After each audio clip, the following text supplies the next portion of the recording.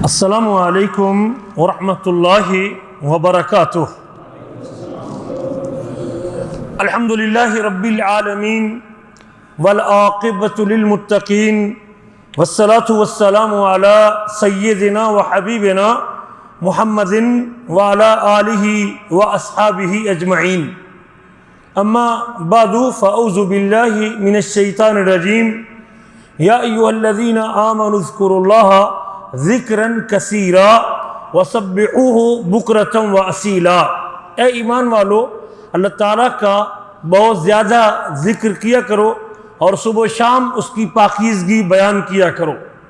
اللہ تعالیٰ کے کثرت سے ذکر کرنے والوں میں وہ لوگ بھی شامل ہیں، اور یقیناً وہ اول درجے میں شامل ہیں جو مخصوص اوقات کا ذکر یاد رکھتے ہیں اور پھر اس کو پابندی کے ساتھ پڑھتے ہیں۔ ان مخصوص اوقات کے اذکار میں سے ایک وقت نماز کا سلام پھرنے کے بعد ذکر کرنا ہے۔ میرے آپ کے نبی صلی اللہ علیہ وسلم نماز کا سلام پھرنے کے بعد چند اذکار انفرادی طور پہ کرتے تھے، اجتماعی طور پہ نہیں کرتے تھے۔ آپ کا ذاتی معمول تھا، آپ وہ اذکار پڑھتے تھے۔ جو ہمارے ملکوں میں اجتماعی دعا کا ایک تصور بنا ہوا ہے، یہ اللہ کے رسول صلی اللہ علیہ وسلم کا طریقہ ہی نہیں۔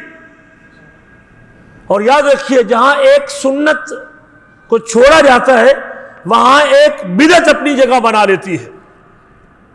اس لیے بہت سارے اہل علم، شیخ ابن باز اور یہاں سعودی عرب کے جو مفتی ہیں، وہ اس کو بدعت قرار دیتے ہیں، اور اس کا نقصان یہ ہوا کہ لوگوں کو اذکار یاد کروانے کی فکر ہی نہیں، کرنے کی فکر ہی نہیں، اور علماء یاد کرواتے ہی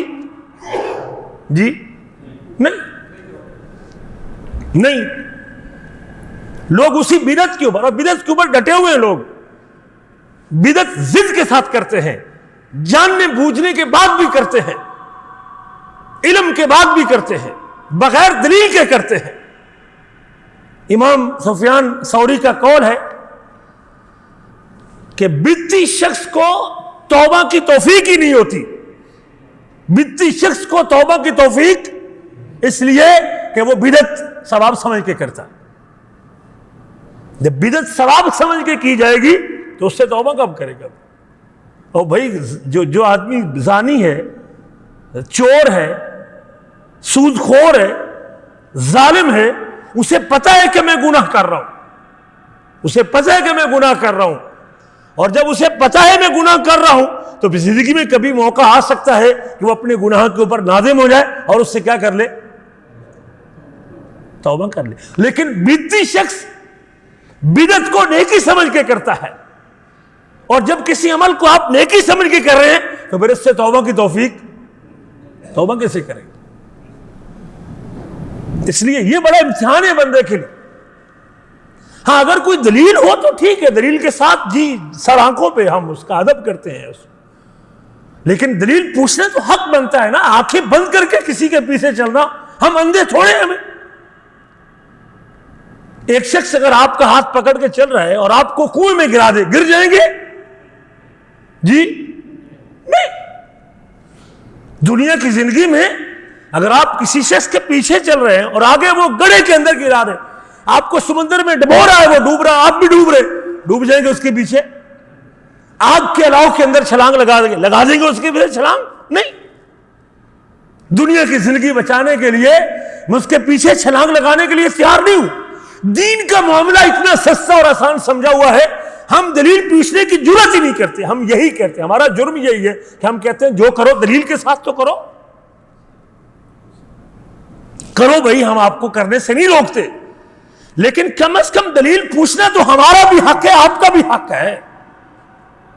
کسی کی سفید داڑھی ہونا یہ اس کے عمل کے درست ہونے کی دلیل نہیں، کسی کی بڑی پگڑی باندھنا یہ اس کے عمل کے درست ہونے کی دلیل نہیں، کسی کا 80-90 سال کی عمر کو پہنچ جانا یہ اس کے عمل کے درست ہونے کی دلیل نہیں۔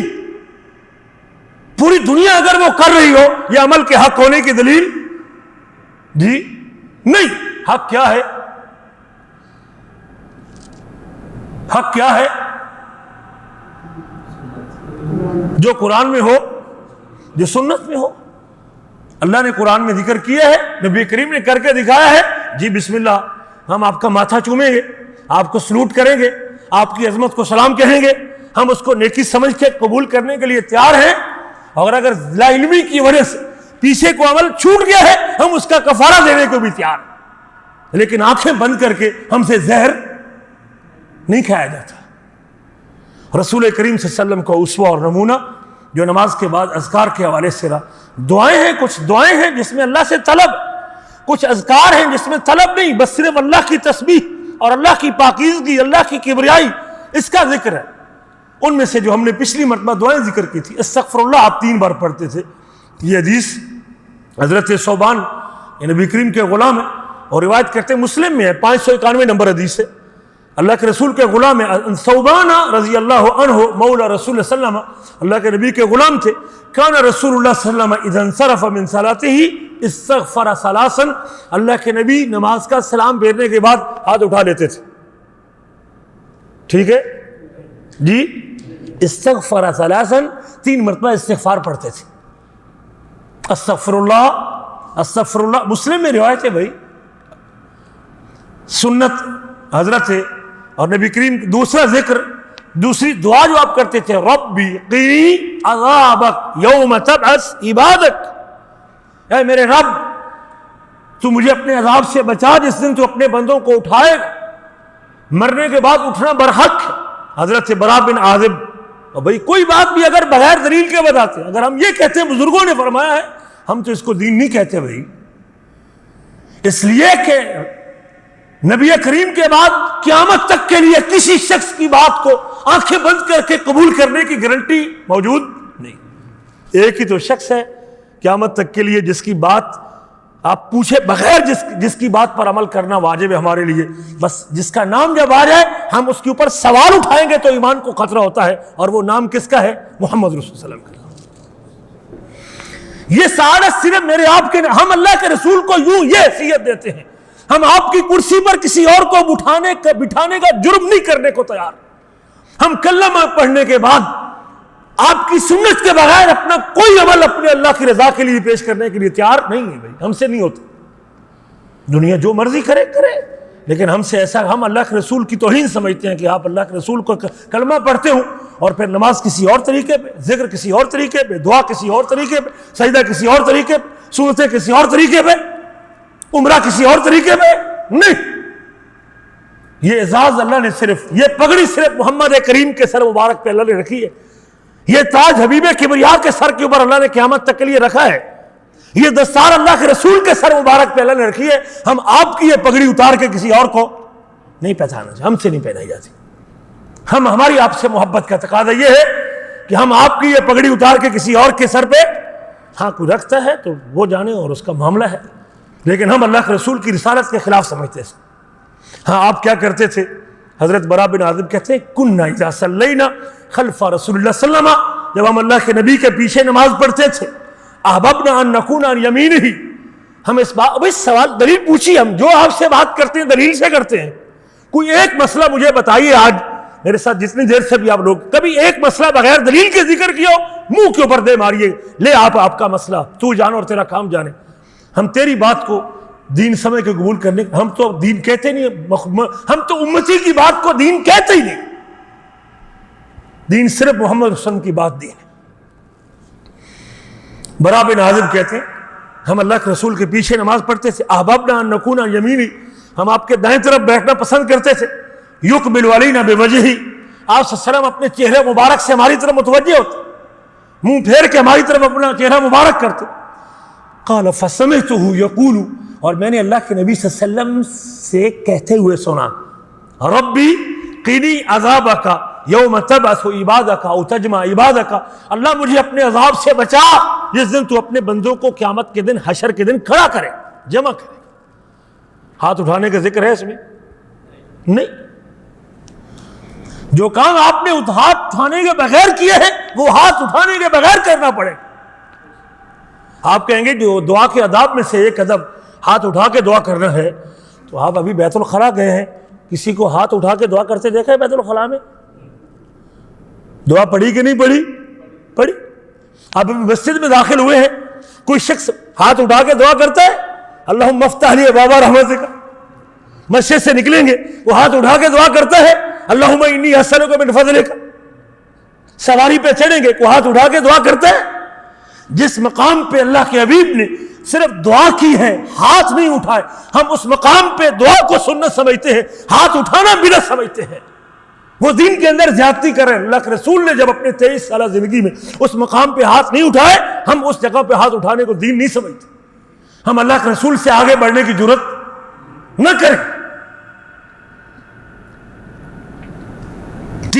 تیسری دعا جو آپ کیا کرتے تھے، اللہم اعنی علی ذکرک و شکرک و حسن عبادتک. پچھلی مجلس میں ہم نے بیان کی تھی اللہم اعنی علی ذکرک و شکرک.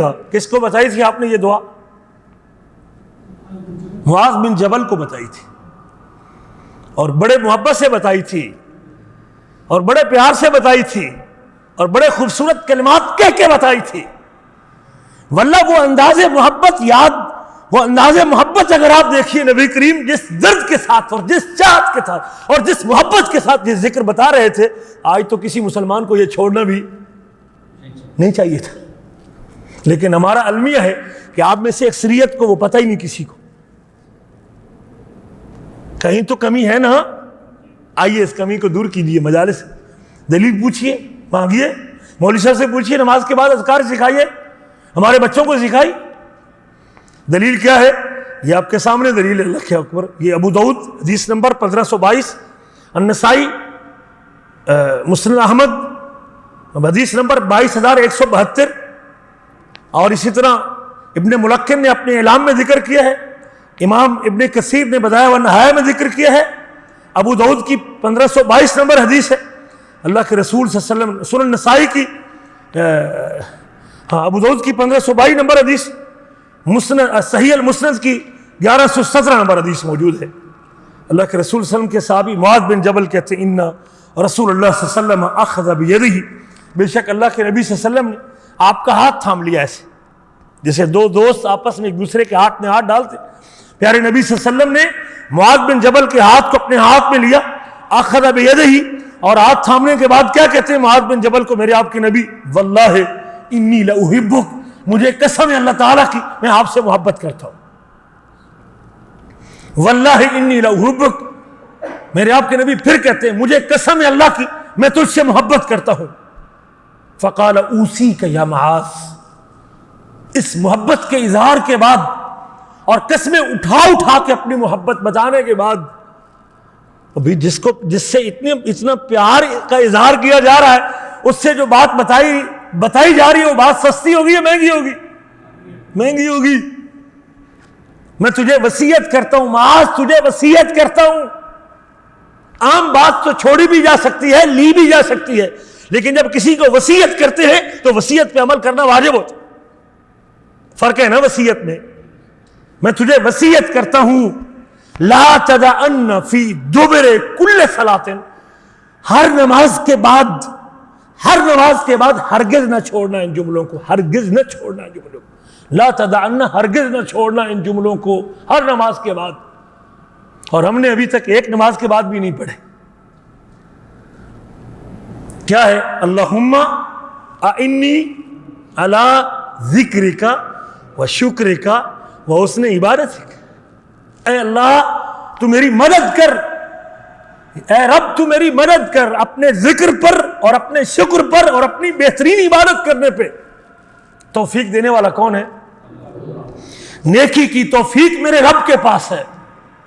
کبھی بھی اپنی نیکی پہ اترانے کی اور لوگوں کو بتانے کی ضرورت نہیں ہے. اس فتنے کے اندر مبتلا نہ ہو جائیے گا. ہر وقت اپنے اللہ کے سامنے جھکتے رہا کریں اور اللہ سے توفیق مانگا کریں. اللہم اعنی، اے اللہ تو میری مدد کر علی ذکر کا، کہ میں تیرا ذکر کرتا رہوں اور تیرا شکر کرتا رہوں اور تیری اچھے انداز سے عبادت کرتا رہوں. چوتھا ذکر جو اللہ کے رسول، چوتھی دعا جو آپ کرتے تھے، حضرت علی بن ابی طالب رضی اللہ تعالیٰ عنہ نبی کریم کے داماد بھی اور آپ کے چچیرے بھائی بھی اور بچوں میں سے پہلے مسلمان بھی ہیں، مسلمانوں کے چوتھے خلیفہ بھی ہیں، فاتح خیبر بھی ہیں. کان النبی صلی اللہ علیہ وسلم اذا سلم من الصلاۃ، اللہ کے نبی صلی اللہ علیہ وسلم جب نماز کا سلام پھیرتے تھے تو یہ دعا پڑھتے تھے اللہم اغفر لی ما قدمت وما اخرت وما اسررت وما اعلنت وما اسرفت وما انت اعلم به مني انت المقدم وانت المؤخر لا الہ الا انت.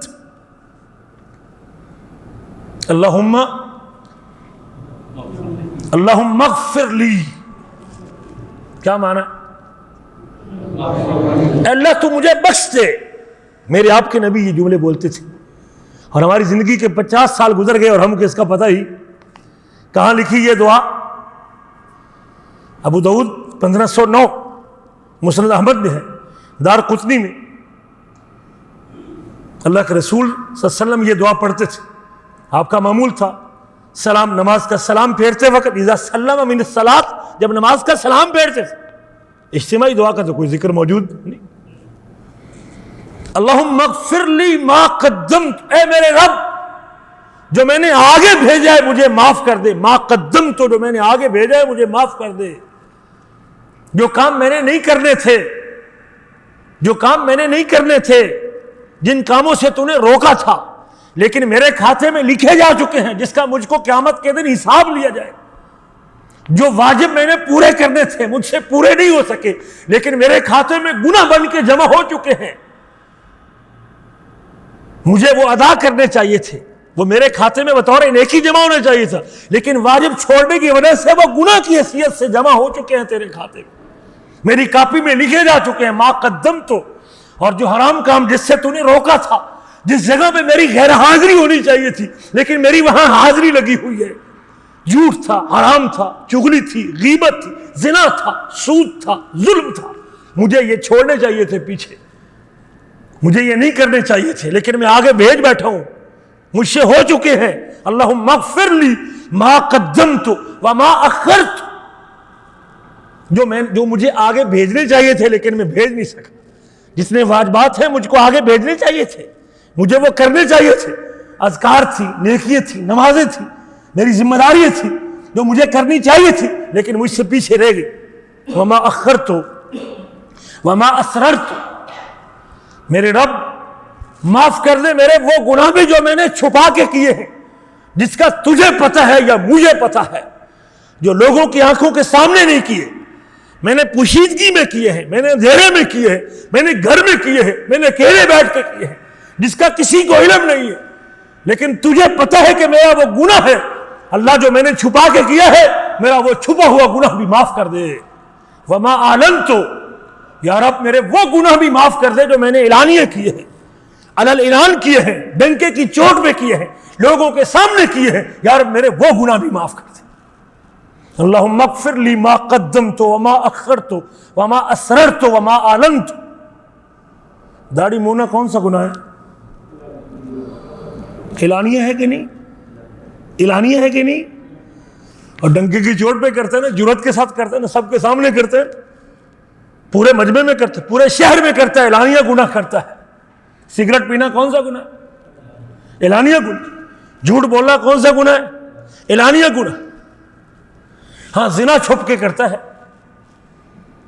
اعلانیہ جو گناہ میں نے کیے ہیں، لوگوں کے سامنے کیے ہیں، جرات کے ساتھ کیے ہیں، میں نے نہیں پرواہ کی، تیرا احترام نہیں کیا، میں نے وہ ڈنکے کی چوٹ پہ لوگوں کے سامنے کی ہے. وما اعلنت وما اسرفت، جو میں نے زیادتی کی ہے، مجھے زیادتی نہیں کرنی چاہیے تھی، میں نے حد کراس تھی، تو نے ایک بیریئر لگایا تھا، اللہ تو نے بتایا تھا کہ اس سے آگے نہیں بڑھنا، میں نے وہ حد کراس کر دی، میں نے وہ حد کراس کر دی. یا اللہ جو میں نے زیادتی کی ہے مجھے وہ نہیں کرنی چاہیے تھی لیکن میں نے کر دی، باؤنڈری کراس کر گیا میں. وما انت اعلم به منی، یا رب مجھے نہیں پتا کہ کچھ گناہ مجھ سے ہو گئے ہوں لیکن میری نادانی کے اندر ہو گئے ہوں اور میں اس کو نہ جانتا ہوں کہ وہ گناہ ہے، مجھے نہیں پتا تھا کہ وہ گناہ ہے لیکن تو جانتا ہے کہ وہ گناہ ہے. وما انت اعلم به، یا اللہ میرے ان گناہوں کو بھی معاف کر دے جو تیرے علم میں وہ گناہ ہے لیکن مجھے اس کے گناہ ہونے کا پتہ. وما انت اعلم به منی انت المقدم وانت المؤخر، نیکی کی توفیق دینے والا بھی تو ہے، واجب پر عمل کی توفیق دینے والا بھی تو ہے، حرام سے بچنے کی توفیق دینے والا بھی تو ہے، گناہوں سے پیچھے ہٹانے والا بھی تو ہے اور نیکیوں میں آگے کرنے والا بھی تو ہے. انت المقدم وانت المؤخر. جو گناہ تھے جس سے تو نے منع کیا تھا اس سے پیچھے ہٹنے کی، اس کو پیچھے ہٹانے والا بھی تو ہے، ہمارا کوئی کمال نہیں ہے، لا حول ولا قوت الا باللہ، ہماری کنڈیشن چینج نہیں ہو سکتی ہماری مرضی سے، تیری توفیق کے بغیر نہ ہم نیکی کر سکتے ہیں نہ گناہ کو چھوڑ سکتے ہیں، انت المقدم وانت المؤخر لا الہ الا انت، تیرے علاوہ کوئی عبادت کے لائق نہیں۔ یہ دعا بھی اللہ کے رسول صلی اللہ علیہ وسلم سلام پھیرنے کے بعد پڑھتے تھے۔ پانچویں دعا جو اللہ کے نبی صلی اللہ علیہ وسلم اس موقع پہ پڑھتے تھے، حضرت سعد بن ابی وقاص رضی اللہ تعالیٰ عنہ، سعد بن ابی وقاص رضی اللہ تعالیٰ عنہ یہ نبی کریم صلی اللہ علیہ وسلم کے ساتھی ہیں، ایک رشتے میں ماموں بھی لگتے۔ سعد بن ابی وقاص عشرہ مبشرہ میں سے ایک، ان 10 صحابہ میں سے ایک جن کو اللہ کے نبی صلی اللہ علیہ وسلم نے دنیا میں جنت کی بشارت دی تھی، ان میں سے ایک نام سعد بن ابی وقاص رضی اللہ تعالیٰ عنہ۔ یہ وہ صحابی ہے جس کے بارے میں آپ نے فرمایا تھا فدا کا ابی و امی، میرے ماں باپ تجھ پر قربان ہو جائے سعد۔ میرے نبی نے کہا تھا میرے ماں باپ تجھ پر قربان، اور ہر صحابی کہتا تھا، ابو بکر صدیق کہتے تھے میرے ماں باپ آپ پر قربان ہو جائیں اللہ کے رسول، لیکن کچھ ایسے بھی خوش نصیب تھے جس کو اللہ کے نبی کہا کرتے تھے میرے ماں باپ آپ پر قربان ہو جائیں۔ یہ سعد بن ابی وقاص ہیں، کہتے ان رسول اللہ صلی اللہ علیہ وسلم کان یتعوذ بہن دبر الصلاۃ، اللہ کے نبی نماز کے بعد میں، نماز کے پیچھے، نماز کے آخر میں ان کلمات کے ساتھ رب کی پناہ میں اپنے آپ کو دیتے تھے۔ یتعوذ بہن، اللہ کی پناہ میں دیتے تھے، اللہ تعالیٰ کے محفوظ قلعے میں اپنے آپ کو ڈالتے تھے، رب ذوالجلال کی پناہ میں، اللہ تعالیٰ کی حفاظت میں اپنے آپ کو سپرد کرتے تھے۔ اللہم انی اعوذ بک من الجبن، اللہ میں تیری پناہ میں آتا ہوں بزدلی سے۔ بزدلی سے یہ ایک صفت ہے، کمزوری ہے بندے کی، یا اللہ بزدلی سے تیری پناہ میں آتا ہوں۔ وہ دن نہ آئے میری زندگی میں جب میں بزدل ہو کے، کمزور دل ہو کے کسی نیکی سے پیچھے رہ جاؤں یا جہاد سے پیچھے رہ جاؤں، کوئی ایسا کام نہ کر سکوں بزدلی کی وجہ سے۔ میں تیری پناہ میں آتا ہوں کہ بزدلی سے مجھے بچا کے رکھنا۔ اللہم انی اعوذ بک من الجبن واعوذ بک من البخل، اللہ میں تیری پناہ میں آتا ہوں بخیلی سے، کنجوسی سے، مال خرچ نہ کرنے سے، رب کی رضا پہ اپنا مال قربان نہ کرنے پہ اللہ میں تیری پناہ میں آتا ہوں۔ بخل بھی ایک بری صفت ہے اور بزدلی بھی ایک بری صفت ہے، میں ان دونوں بری صفات سے اللہ تیری پناہ میں آتا ہوں۔ واعوذ بک من ارذل العمر، اللہ میں ایسی عمر جو انتہائی بڑھاپے کی ہو، جس میں آدمی اپنے آپ کو سنبھال نہ سکے، اپنے پیشاب کا خیال نہ کر سکے، اٹھ نہ سکے، عبادت نہ کر سکے، مسجد جا نہ سکے، ذکر کر نہ سکے، اپنی صفائی نہ کر سکے، اپنے استنجا نہ کر سکے، اپنے پیشاب کا خیال نہ رکھ سکے۔ ارذل العمر اسے کہتے ہیں جب آپ اٹھنے بیٹھنے کے لیے کسی کے محتاج ہوئے۔ میرے آپ کے نبی اس سے پناہ مانگا کرتے ہیں، اللہ میری زندگی میں وہ دن نہ لے کے آنا کہ میں کسی کا محتاج ہوں۔ انتہائی بڑھاپے کی وہ زندگی جس میں نہ اٹھ سکے، نہ بیٹھ سکے، نہ کھا سکے، نہ پی سکے، نہ اس کے ہاتھ پہ کنٹرول، نہ اس کی زبان پہ کنٹرول، اللہ اکبر، نہ اس کے پیشاب پہ کنٹرول۔ یا اللہ میں اس عمر سے تیری پناہ میں آتا ہوں۔ وَأَعُوذُ بِكَ مِن فِتْنَةِ الدُّنْيَا وَعَذَابِ الْقَبْرِ، یا اللہ میں تیری پناہ میں آتا ہوں دنیا کے فتنے سے اور قبر کے عذاب سے۔ یہ وہ دعائیں ہیں جو اللہ کے نبی صلی اللہ علیہ وسلم نماز کا سلام پھیرنے کے بعد پڑھا کرتے تھے، اور نماز کے سلام پھیرنے کے بعد کچھ قرات بھی کرتے تھے، قرآن مجید کا کچھ حصہ بھی پڑھتے تھے۔ اس قرآن مجید کے پڑھے جانے والے حصوں میں سے آیت الکرسی اللہ کے رسول کا معمول تھا کہ اپنی نماز کا سلام پھیرنے کے بعد، ہر نماز کے بعد پیارے نبی آیت الکرسی پڑھا کرتے تھے۔ یاد ہے آیت الکرسی؟ سب کو یاد ہے؟ کس پارے میں؟ میں نے کہا کس پارے میں ہے؟ تیسرے پارے میں، سورۃ بقرہ میں، آیت نمبر 255۔ ابو امامہ الباہلی رضی اللہ تعالیٰ عنہ صحابی رسول ہیں۔ ابو امامہ ان کی کنیت ہے اور الباہلی ان کا خاندان ہے۔ ابو امامہ الباہلی، ان کا نام ہے سدی ابن اجلان، سدی ابن اجلان ان کا نام ہے، رضی اللہ تعالیٰ عنہ صحابی رسول ہیں۔ کہتے ہیں قال رسول اللہ صلی اللہ علیہ وسلم، اللہ کے رسول صلی اللہ علیہ وسلم کا ارشاد گرامی ہے، پیارے نبی نے فرمایا ہے من قرأ آیت الکرسی دبر کل صلاۃ مکتوبۃ، جس بندے نے آیت الکرسی پڑھی، جس بندے نے آیت الکرسی پڑھی ہر فرض نماز کے بعد، ہر فرض نماز کے صلاۃ مکتوبۃ، وزید فرض نمازی کو نہیں پڑھ دے، ہم تو فرض نمازی رگڑ جاتے. من قرأ آیت الکرسی دوبارہ کل صلاۃ مکتوبۃ، جس بندے نے ہر فرض نماز کے بعد، ہر فرض نماز کے بعد آیت الکرسی پڑھی، لم یمنعہ من دخول الجنت الا الموت، اس بندے کے جنت میں داخل ہونے کے لیے اگر کوئی رکاوٹ تو صرف موت ہے. جب اس کی روح قبض ہوگی وہ سیدھا کہاں جائے گا؟ جنت میں، مرتے ہی جنت میں چلا جائے گا. آخر کیا وجہ ہے کہ یہ شخص، اس کا معنی ہے کہ وہ 5 نمازوں کا بھی پابند ہو. اگر فرض نماز کا ہی پابند نہیں ہے، فرض نماز کا ہی پابند نہیں تو اس کو تو یہ سٹیٹس نہیں ملے گا نا، یہ اعزاز تو نہیں ملے گا. من قرأ آیت الکرسی دوبارہ کل صلاۃ مکتوبۃ، جس نے آیت الکرسی پڑھی ہر فرض نماز کے بعد، اس کے جنت میں داخل ہونے کے لیے موت کے علاوہ کوئی رکاوٹ نہیں. وہ شخص یہ اعزاز رکھتا ہے، اس کا یہ پروٹوکول ہے اللہ تعالیٰ کے ہاں کہ وہ سیدھا جنت میں جائے. حدیث سنن نسائی میں ہے، الکبریٰ میں 9848 نمبر، طبرانی میں ہے، اور شیخ البانی نے اس کو مجموع طرق سے صحیح قرار دیا ہے. جو شخص ہر فرض نماز کے بعد آیت الکرسی پڑھتا ہے، اس کے جنت میں جانے کے لیے موت کے علاوہ کوئی رکاوٹ نہیں، وہ شخص سیدھا جنت میں جائے. کیا وجہ ہے کہ وہ سیدھا جنت میں جائے گا؟ کیوں؟ وہ راز کیا ہے کہ مرتے جنت میں چلا جائے؟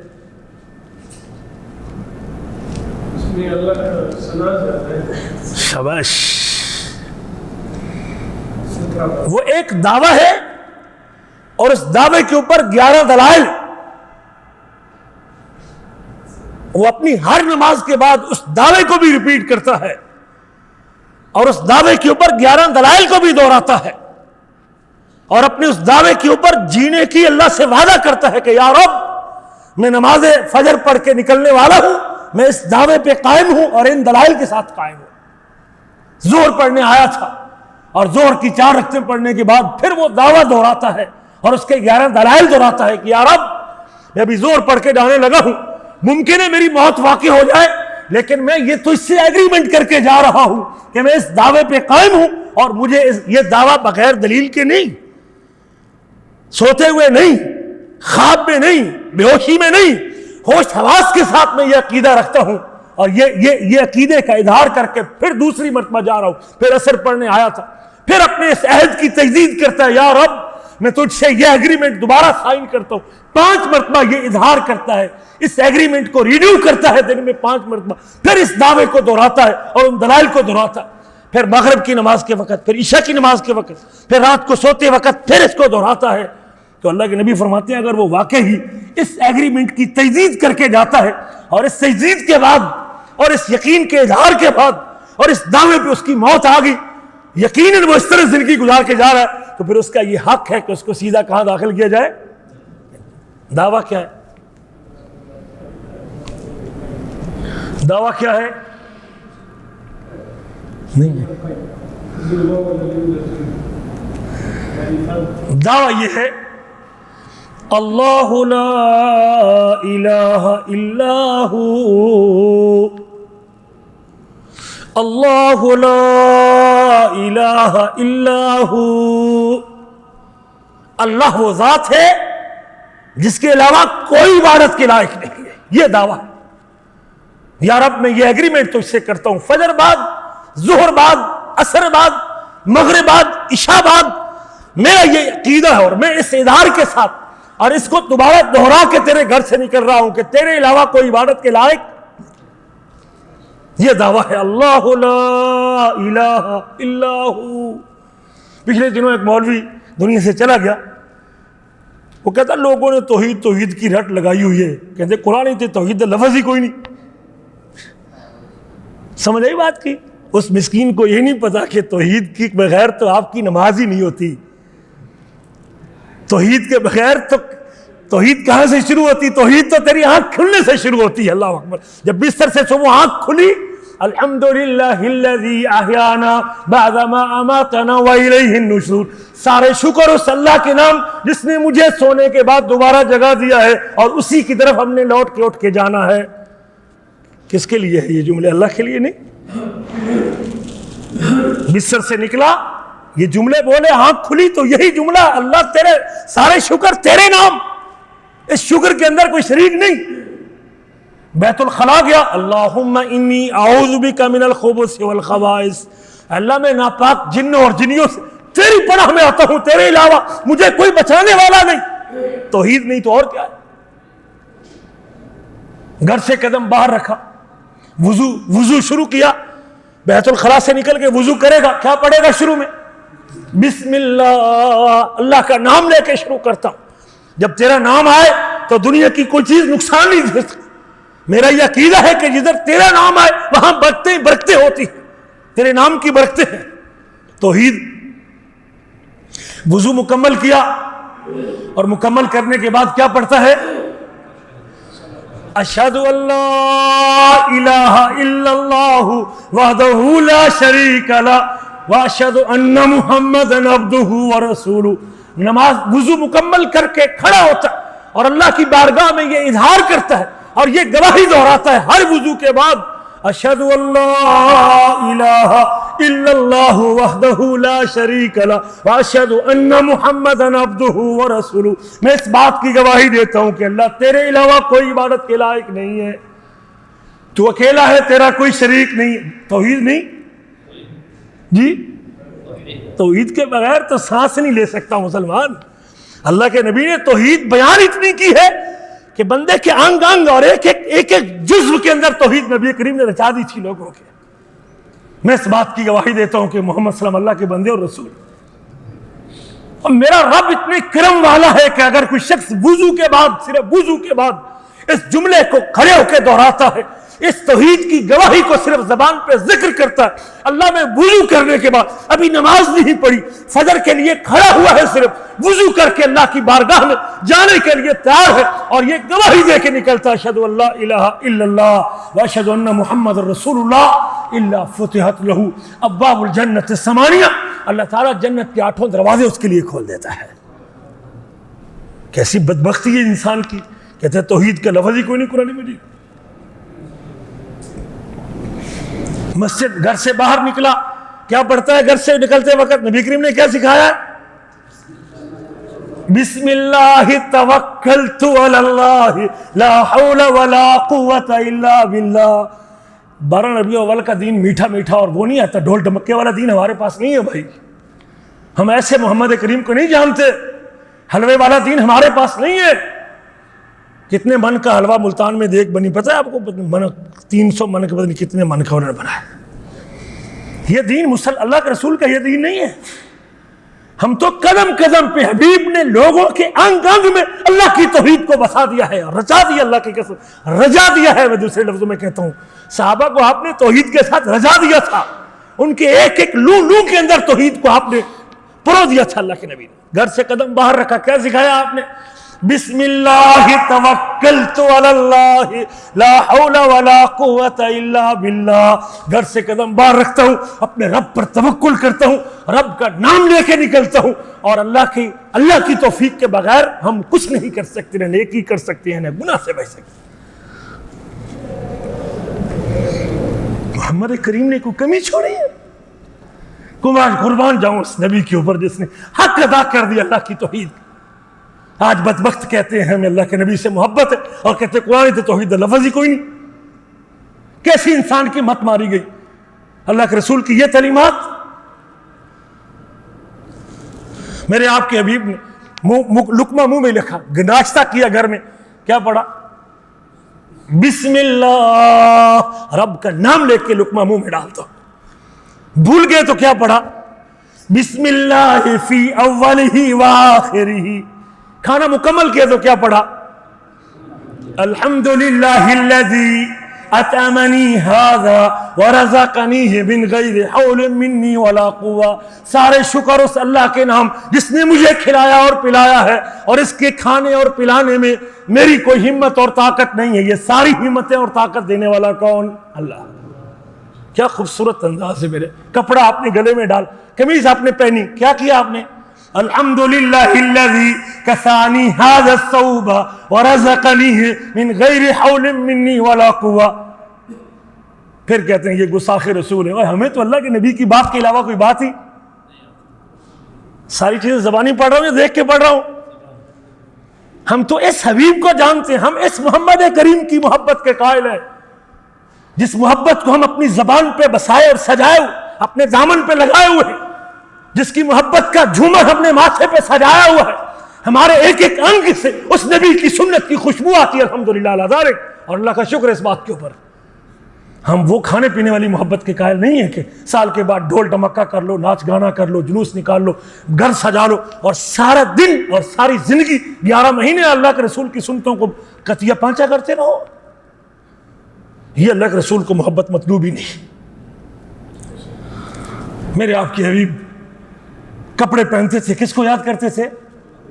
ہر لباس, جب لباس زیب تن کرتے الحمدللہ الذی کسانی ھذا الثوب, سارے شکر اس اللہ کے نام جس نے مجھے یہ کپڑا پہنایا ہے اور جس نے مجھے عطا کیا ہے. اس میں میری کوئی ہمت طاقت جی اس کپاس کے اگانے میں, اس کاٹن کے بنانے میں, اس کپاس کو لگانے میں, اس پودے کو اگانے میں محمد کریم کا کوئی اختیار نہیں. کون ہے اس کو اگانے والا؟ کون؟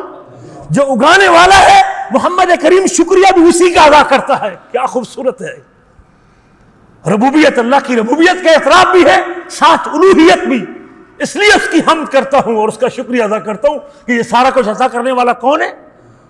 ہمیں تو ٹریک ہی چھڑوا دیا اللہ کے رسول کا, ہمیں تو وہ راستہ ہی لوگوں نے چھڑوا دیا. تیرا کھاواں تیرے گیت گاواں یا رسول اللہ. محمد کریم 23 سال تک لوگوں کو یہی گیت یاد کرواتے رہے. یا اللہ, کھاتا بھی تیرا ہوں اور گاتا بھی تیرا ہوں, کھلانے والا بھی تو ہے, عطا کرنے والا بھی تو ہے, بخشنے والا بھی تو ہے, اگانے والا بھی تو ہے, اور محمد کریم کی زبان سے شکریہ بھی صرف تیرا نکلتا ہے. الحمدللہ الذی اطعمنی ھذا ورزقنیہ من غیر حول منی ولا قوہ. کیا خوبصورت الفاظ ہے میرے آپ کے نبی. کیا محبت کے ساتھ اللہ کے نبی نے یہ ترانہ گایا ہے. اور اللہ قرآن میں کہتے ہو لوگوں چھوڑ دو اپنی اپنی بستی, اپنی اپنی بانسری. ایک ہی شخص ہے جس کے طریقوں کو دیکھ کے تمہاری نیکی قبول ہو سکتی ہے. ہم نے قیامت تک کے لیے صرف ایک شخص کے سر پہ یہ تاج رکھا ہے جس کا نام محمد رسول اللہ ہے. جس کی عبادت کو, جس کی دعا کو, جس کے ذکر کو, جس کے پہناوے کو, جس کے لباس کو, جس کے کھانے اور پینے کے طریقے کو دیکھ کے تم اپنا طریقہ درست کر سکتے ہو, وہ صرف نام محمد رسول صلی اللہ علیہ وسلم کا ہے. لقد کان لکم فی رسول اللہ اسوۃ حسنہ, یقیناً تمہارے لیے نبی کریم صلی اللہ علیہ وسلم کی زندگی میں بہترین نمونہ ہے. ہم تو کسی اور شخص کو اس نمونے میں ڈال نہیں, ہم تو گستاخی سمجھتے ہیں اگر کوئی آپ کی کرسی پہ کسی اور کو بٹھا دے. نہیں, ہم سے نہیں ہوتا, ہم سے نہیں ہوتا. سب کچھ خدا سے مانگ لیا, تجھے مانگنے کے بعد اٹھتے نہیں ہاتھ میری اس دعا کے بعد, محمد کریم کا کلمہ پڑھنے کے بعد پھر نماز کسی اور طریقے پہ, لباس کسی اور طریقے پہ, چہرہ کسی اور ڈھنگ پہ, معاملہ کسی اور طریقے پہ. ہم سے نہیں ہوتا میرے عزیز. ہم تو مخلص ہو کے محمد کریم کو رسول ماننے والے ہیں. کہتے ہیں دو رنگی چھوڑ یک رنگ ہو جا, یا سراسر موم ہو جا یا سراسر سنگ ہو جا. ہم سے دو رنگی نہیں ہوتی بھائی. ہم تو وہ صاف دین پیش کرنے کے قائل. ہمارا جرم یہ ہے کہ ہم وہ میٹھی میٹھی باتیں کرنے کے قائل نہیں ہیں. ہم تو رسول کریم کی یہ سنت پیش کرنے والے ہیں اور یہ اعزاز سمجھتے ہیں اپنے لیے. ہمیں کوئی احساس کمتری کا اس کے اوپر شکار نہیں. ہم اپنے لیے اس کو فخر سمجھتے ہیں کہ الحمدللہ ہمارے حصے میں خالص نبی کریم کی اتباع ہے. ہمارے نصیب میں بغیر ملاوٹ کے اللہ کے نبی کا دین ہے. ہر شخص نے کسی شہر کی, کسی شخصیت کی ملاوٹ کی ہے دین میں, لیکن ہم سے اپنے حبیب کے دین میں ملاوٹ نہیں ہوتی. نہ کسی جبے والے کی, نہ کسی دستار والے کی, نہ کسی شہر کی, نہ کسی بستی کی, نہ کسی علاقے کی, نہ کسی بڑی عمر کی, کسی امام کی, نہ کسی مقتدی کی. ہم تو صاف اس چشمے سے پانی پینے کے قائل ہیں جو اللہ نے نبی کریم صلی اللہ علیہ وسلم کی صورت میں ہم کو عطا کیا. آپ صلی اللہ علیہ وسلم کی سنت, اس دعوے کے اوپر اگر کس دعوے کو آپ نے کس طرح سمجھایا لوگوں کو گھر سے قدم باہر رکھا, مسجد میں گئے تو پھر کس کو یاد کیا؟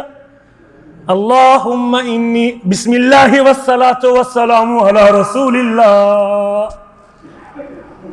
یہاں لگی ملتی ہے کہ نہیں ملتی یہ دعا؟ مسجد میں داخل ہو کر تو صلاۃ و سلام پڑھنے کے ہم قائل ہیں, اذان سے پہلے ہم سے نہیں پڑھا جاتا کیونکہ اللہ کے رسول سے ثابت نہیں. جہاں آپ نے نہیں پڑھا ہمیں نہ پڑھوائیے, وہ ہمیں مجبور نہ کروائیے, وہ کام ہم سے نہ کروائیے جو رسول کریم نے نہیں کیا, جو بلال نے نہیں کیا. ہاں مسجد میں داخل ہوتے وقت جب داخل ہوتے ہیں دعا لکھی ہوئی ملتی ہے, بسم اللہ والصلاۃ والسلام علی رسول اللہ اللہم افتح لی ابواب رحمتک, یا اللہ اپنی رحمت کے دروازے کھول. کیا خوبصورت دعویٰ ہے. اللہ اکبر, مسجد میں آیا, نماز کے لیے کھڑا ہوا, کیا کہتا ہے؟ اللہ اکبر, اللہ سب سے بڑا ہے. کیا خوبصورت دعویٰ ہے. پوری نماز کے اندر وہی دعویٰ ہے, سبحانک اللہم وبحمدک وتبارک اسمک وتعالی جدک ولا الہ غیرک. یہ میرے آپ کے نبی محمد صلی اللہ علیہ وسلم نے نماز ہم کو سکھائی. اور آپ کو کس نے سکھائی؟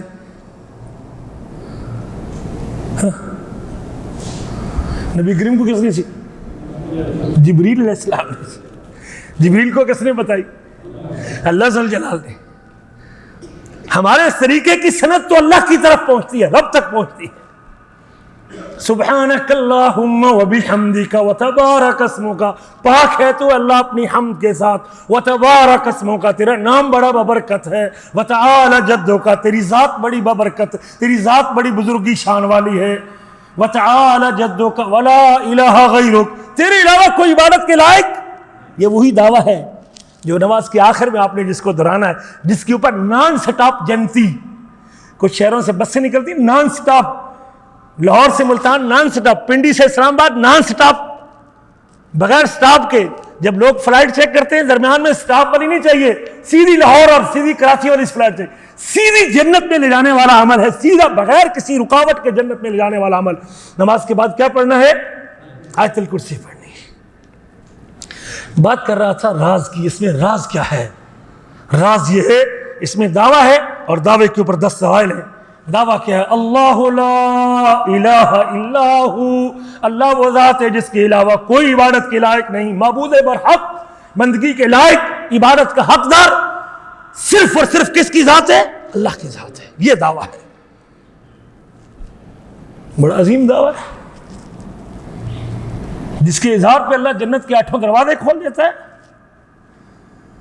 جس دعوے کے دہرانے پہ رب 40 دن سے مچھلی کے پیٹ میں پڑے ہوئے شخص کو سمندر کی گہرائی سے نکال کے سمندر کے کنارے پہ لگا دیتا ہے.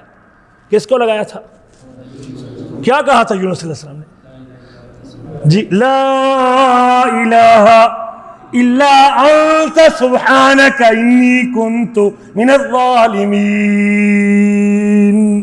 اللہ تیرے علاوہ کوئی عبادت کے لائق نہیں ہے. بس یہی بات تھی, اور تو کوئی بات ہی نہیں تھی. 40 دن تک سمندر کی گہرائی میں, رات کی تاریکی میں, مچھلی کے پیٹ میں اللہ کا نبی یونس نکلا کس سے؟ وَظَنُّونِ إِذْ ذَهَبَ مُغَاضِبًا, اور مچھلی والا جب ہم سے روٹ کے چلا گیا, فَظَنَّ أَن لَّن نَّقْدِرَ عَلَيْهِ, اور اس نے یہ گمان کیا کہ ہم اس کو قابو نہیں کر پائیں گے.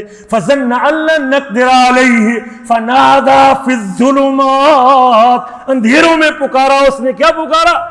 لا الہ الا انت سبحانک, اللہ تیرے علاوہ کوئی عبادت کے لائق نہیں, تو پاک ہے.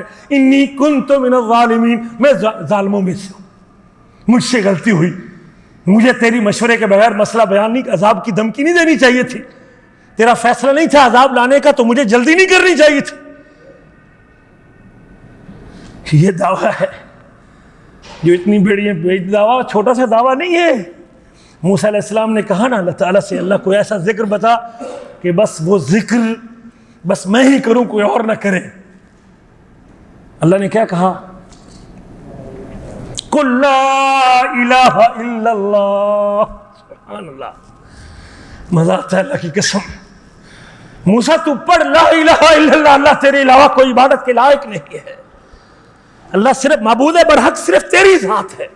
آج لوگوں کو یہ سمجھایا ہوتا کہ عبادت کا حق صرف اللہ کا ہے, آج قبروں کے اوپر لوگوں کی زندگیاں برباد نہ ہوتی, آج مسجدیں بے آباد نہ ہوتی, آج مرنے کے بعد نیک بندوں کی قبروں کے اوپر یہ بھیڑ نہ ہوتی، آج قبر والوں سے لوگوں کو امیدیں نہ ہوتی، جب لوگوں کو یہ پتا ہوتا کہ صرف عبادت کے لائق صرف کس کی ذات ہے؟ صرف اللہ کی ذات ہے۔ لوگ یہ دعوی بنا بیٹھے۔ موسیٰ کہہ دیجئے لا الہ الا اللہ۔ موسیٰ علیہ السلام کہتے ہیں کلو عبادی کا یقولون لا الہ الا اللہ، یا اللہ تیرے سارے بندے لا الہ الا اللہ کہتے ہیں، میں تو کوئی خاص ذکر چاہتا تھا جو میرے لیے پروٹوکول ہو، جو صرف میں کرتا کوئی اور نہ کرتا۔ جواب میں اللہ نے کیا کہا؟ اللہ نے کہا لو ان السماوات السبع والارضین السبع، لو ان السماوات السبع وعامرہن غیری، اگر 7 آسمان اور اس میں بسنے والی مخلوقات اور 7 زمینیں اور اس میں بسنے والی مخلوقات فی کفۃ ایک پلڑے میں ہوں، اور لا الہ الا اللہ دوسرے پلڑے میں ہو، جس پلڑے میں لا الہ الا اللہ ہوگا وہ 7 آسمانوں اور 7 زمینوں سے بھی بھاری نکلے گا۔ یہ دعویٰ ہے اللہ لا الہ الا ہو، اللہ وہ ذات ہے جس کے علاوہ کوئی عبادت کے لائق نہیں۔ یہ دعویٰ ہے، دن میں 5 مرتبہ اسی دعوے کو پکا کر کے اٹھتا ہے 11 دلائل کے ساتھ۔ دلائل کتنے ہیں؟ 11 دلائل۔ اگلے درس کے اندر وہ دلائل ذکر کروں گا، اگر شوق ہو تو آنا پھر ٹائم پہ اگلے درس میں۔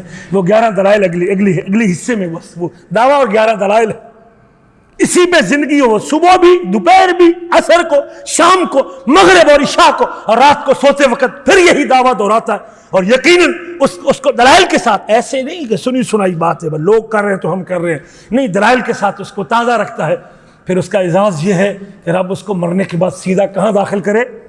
جنت میں داخل کرے۔ یہ نماز کے بعد کے اذکار میں سے ایک ذکر ہے، بیوشی میں پڑھے، ایسے نہ کریں، مذاق نہ کریں اللہ تعالیٰ سے۔ اللہ لا الہ الا هو لا تأخذه سنة ولا نوم له ما في السماوات والارض من ذا الذي يشفع، یہ کوئی طریقہ ہے ذکر کرنے؟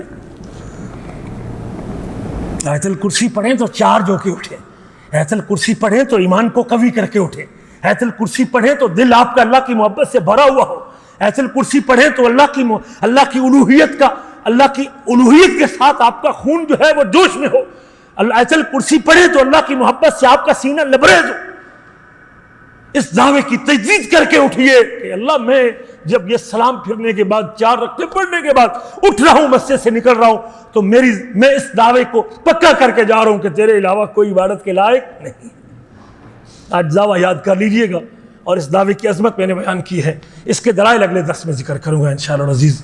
وہ دلائل 11 دلائل ہیں، اگلے حصے میں ہیں۔ ہم تو مدوشی میں پڑھتے ہیں نا، ہم نے تو کبھی غور کر کے پڑھا ہی نہیں۔ وہ یہ عظیم ذکر ایسے نہیں اللہ نے کہا کہ جو 5 نمازوں کے بعد آیت الکرسی پڑھے گا سیدھا جنت میں جائے گا، ایسے نہیں رب نے کہا۔ اس کے پیچھے کچھ راز ہے، وہ راز سے پردہ اگلے درس میں اٹھائیں گے۔ وہ اس دعویٰ ہے، اور دعویٰ کو چھوٹا سا دعویٰ نہیں ہے، وہ بڑا زبردست دعویٰ ہے، اور اس کے دلائل اگلے حصے میں انشاءاللہ اگلے درس میں ذکر کریں گے۔ اس دعا کے ساتھ کہ اللہ تعالیٰ مجھے اور آپ کو سمجھنے کے بعد عمل کرنے کی توفیق نصیب فرمائے۔